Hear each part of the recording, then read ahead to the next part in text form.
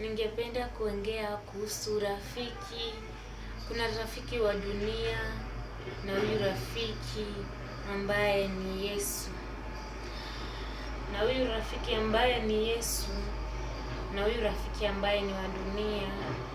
Kuna tofauti ya rafiki wa dunia na rafiki Yesu.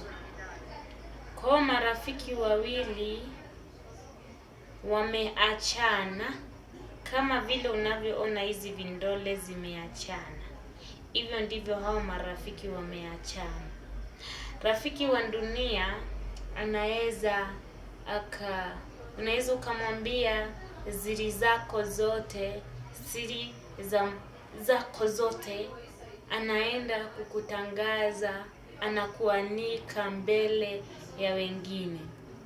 Unaweza ukamwambia mambo zile ambazo unapitia, akakuanika mbele ya wengine, kila mtu anajua.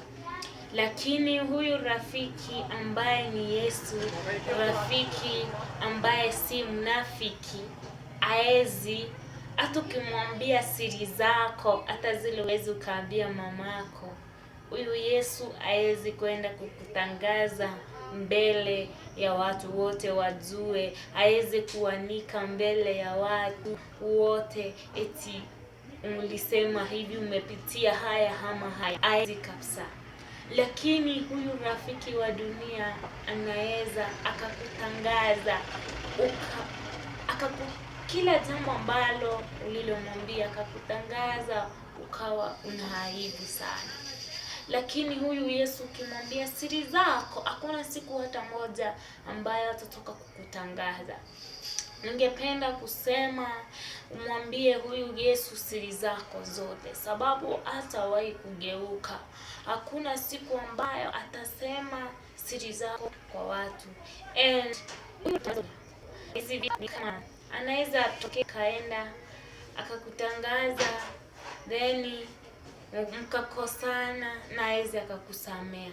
Lakini Yesu hamtakosana, yeye usamea, atakusamea na atakusamea kabisa. Atakusamea kabisa kabisa. Atakusamea kutoka ndani ya moyo wake. Atakusamea na hata kumbuka na atasahau kabisa. Lakini rafiki wa dunia, mkipatana wrong side again, still atakumbuka. Jifundishe kumwambia Yesu siri zako, rafiki mwema ambaye anakupangia mema kila wakati.